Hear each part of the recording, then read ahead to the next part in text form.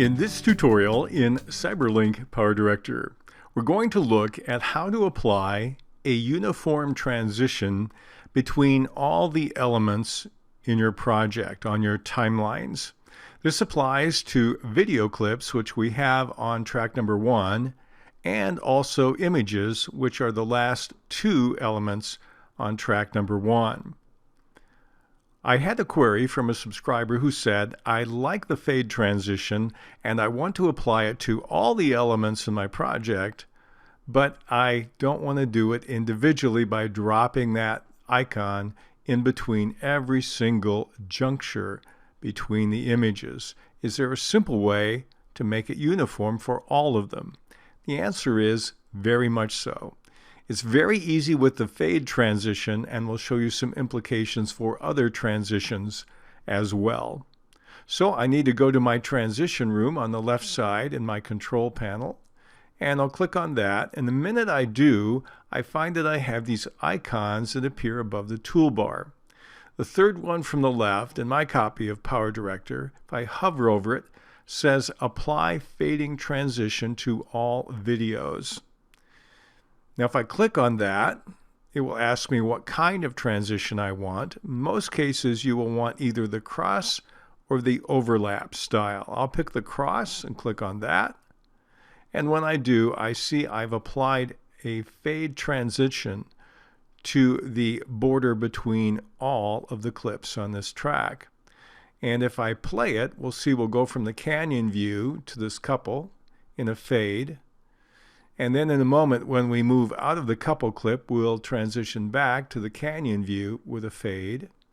And if I move the cursor way over to the end to my still images, we'll go from the video to the truck. And then in a few moments, we'll go from the truck to a desk scene at the very end. So that's an example of how easy it is to do a universal fade. Now there's something very interesting about this. Watch what happens if I take a couple of these clips and put them on another track and click on my toolbox over here. And if you don't see that item pop up, just click on any effect. It doesn't matter which one. And you'll still have this option for fade transition to all videos. If I click on it again, I'll use the cross transition a second time, and watch, it doesn't matter what track the elements are on, it will apply the fade. And not only to videos, but to still images. I'll Control Z out of that again, but I want to show you something else. So what if I want to protect some elements from not having this applied? Let's say these 3 that I drag down into track 2, I don't want transitions between them to be fade. Well, the one way I found to do that is you can put them on a separate track like this, and then let's take 2 more for fun, these 2, and drag them down into the track below, and then click the lock on that track. So I'm locking track number 2. So now when I click on any of these and choose my Apply Fade Universally, I'll use cross again. And notice it applied it wherever it could on track number 1, but because track number 2 was locked, it did not apply those clips. So we'll back out of all the changes we made here. If you want to apply a transition other than the fade transition, what can you do? Let me show you another option that you have. When I'm looking in my transition room, and I see an icon here with 7 dots and a down arrow called Library Menu. I'm going to click on that. And right now I can see the library menu as large, medium, small icons.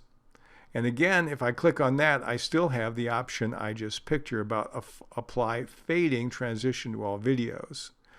One says Apply My Favorite Transition to All Videos, but it's grayed out. Why? Because I don't have anything in my favorite subcategory. If I click to the left on the little blue arrow, I see all my categories, same thing I see as I drop from the drop-down list. But right now I have none in my favorites. Let's assume now I want to universally apply not a fade transition, but a slide transition. How do I do that? I'll right-click on that and click on Add To, and the only option is Add to My Favorites. Now it copies that to the folder called My Favorites. And now what I can do is I can say Apply My Favorite Transition to All Videos. This button is now active because I do have something in my favorites. And when I click on that, we'll do a cross again. Now we have a slide transition applied to all of the junctures between all of the clips on my project. So now it will be a universal slide. Now there's another option that you have, and that is to add more than one to your favorite. I'm going to do a Control-Z to back out of that. And we'll go back to our general transitions. Let's take the wipe clock. I'll right click on it and I'll say Add To, and the only option is My Favorites.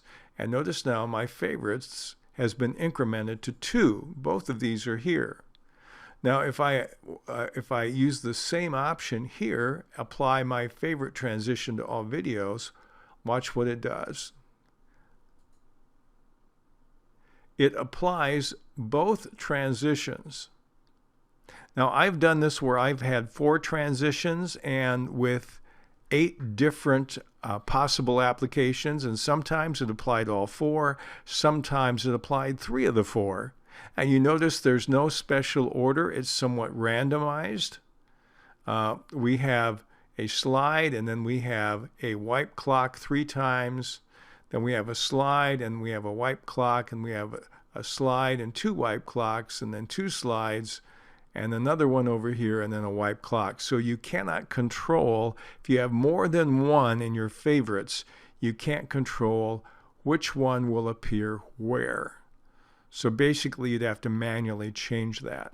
There's another limit to this as well. When we go on the slide transition, I'll click on the first one. I can modify the direction of the slide. The default is up, and I might want to say I want to slide right. So now on this one, it will slide it to the right. But on all the other ones, it will choose the default, which is up. I haven't found a way to change the behavior of any of these away from the default and then apply that universally. So what it will do is it will take the default behavior of any of these transitions that you put into the My Favorites, and then it will apply that universally to the clips. We'll Control-Z out of this a bit. And now if I say I just want the wipe clock instead of the slide universal, I can right click on the slide and remove it from my favorites. And now when I click on this option here and click on Apply Favorites, it only has one to pick from, and it will make the wipe clock now my universal transition for any videos, any graphic objects in any track that's not locked. And so that's how that works to uniformly change the transition you want between your elements in CyberLink PowerDirector.